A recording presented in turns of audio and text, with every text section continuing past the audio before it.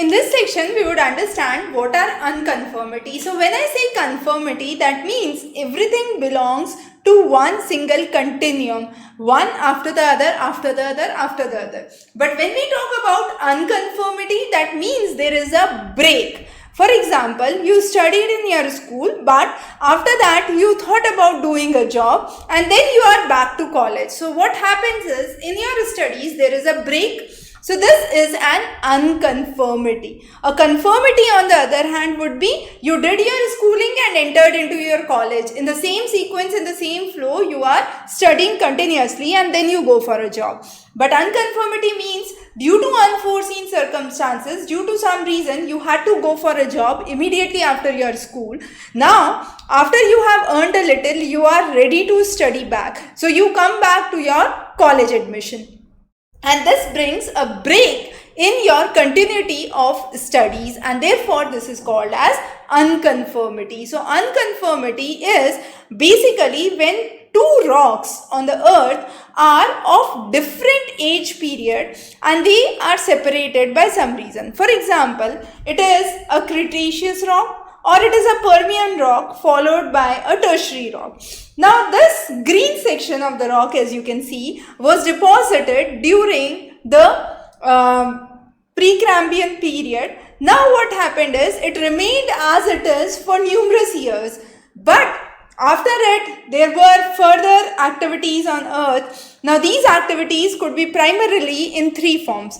It could be either an activity where erosion took place, an activity where deposition of soil took place, or it could be a tectonic deformation or because of any tectonic activity. What happened is, there is a new layer of rock or new layer of bed that came over it, and this is after a period of many thousand million years, and this, let's say, belongs to the tertiary period. Now there is a gap which has been established between the two for a very large duration, and this line which you can see in between the two is what is called as unconformity.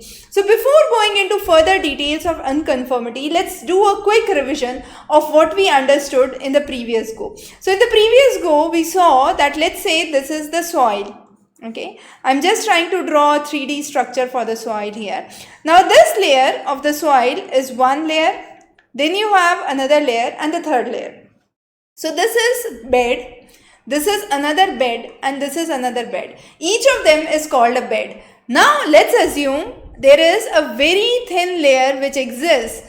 It is similar to a lamination, a paper which is laminated, right, 1 centimeter or less. If that is the thickness, we call it as lamination, or we also call this as lamina. Clear? So between the beds there could be lamina. Now all these beds together, remember, only in a sedimentary petrology is called as strata. In igneous and metamorphic, we don't call them as strata. So we would use the term strata when we are talking about sedimentary deposition. So in this case, let's say if two of these are sedimentary deposits, I would say the strata of the green one, which is the older one, and the strata of the newer one is different.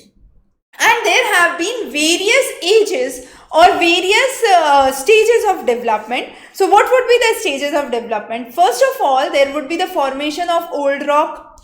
Now once the old rock is formed, either there can be an upliftment or there can be a subaerial erosion which can occur. Then the next stage is formation of younger rocks on the top of the older rock. So this concept we would again understand as we proceed towards next topic, which is superposition. Superposition simply says the newer rocks gets deposited over the older ones.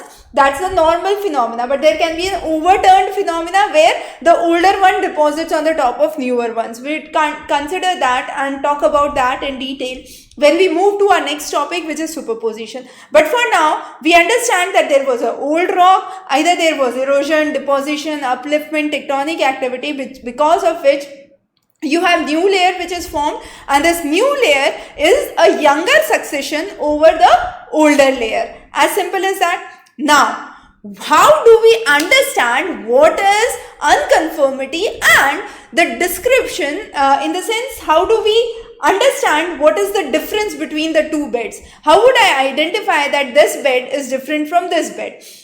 One thing that I would understand is the lithological characteristics, the rock characteristics.